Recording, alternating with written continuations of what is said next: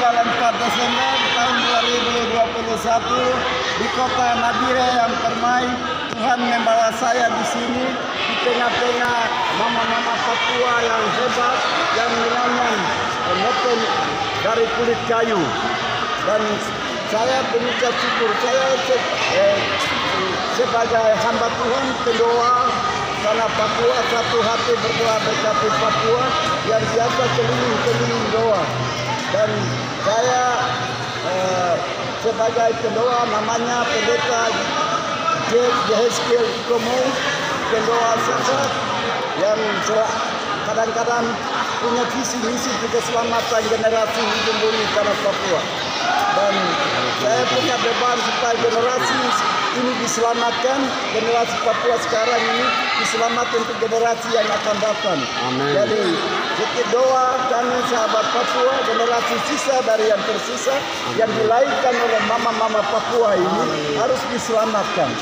Sebabnya kalau saya kemarin turun KKR di pedalaman ada di Nabire, kemarin hari saya keliling Nabire berdoa dan hari ini bertemu dengan mama-mama Papua yang luar biasa. Ini dahsyat. Saya rasanya mau menangis. Sebab ini mereka perlu ditunjang, perlu diperhatikan oleh pemerintah Provinsi Papua maupun pemerintah kabupaten. Sebab mereka bekerja untuk bukan menjadi kaya, tapi mereka bikin noken kerajinan itu mau menunjang kehidupan sehari-hari dan mau menyekolahkan anak-anak mereka. Mereka jadi lelah di bawah matahari dengan angin. Mereka sering jual di pasar-pasar. Jadi pagi ini luar biasa. Mereka semua ada di sini di luar dalam ramai dengan jualan mereka. Saya berdoa supaya mereka semua ini diberkati. Saya berdoa supaya mama-mama Papua ini ada perhatian dari para bupati dan bahkan gubernur. Supaya usaha mereka dapat dipertingkatkan. Dan sebab ini sudah dijamin oleh dunia, sudah tetapkan tanggal 4 hari Noken sedunia.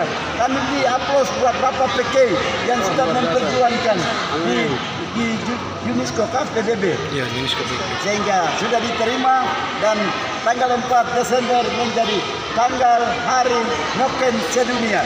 Kita beri upload dan beri tepuk tangan yang luar biasa buat Tuhan Yesus. Sebab Tuhan Yesus terbaik.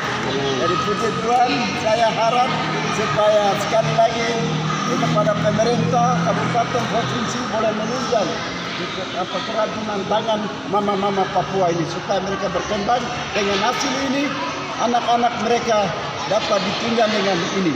Dan mama-mama ini punya doa juga luar biasa untuk tanah Papua ini. Doa mama Papua itu besar kuasanya. Doa mama Papua itu memulihkan negeri. Doa mama-mama Papua itu hebat di mata Tuhan.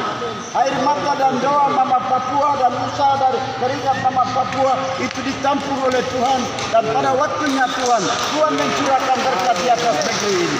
Luar biasa. Tuhan Yesus memberkati.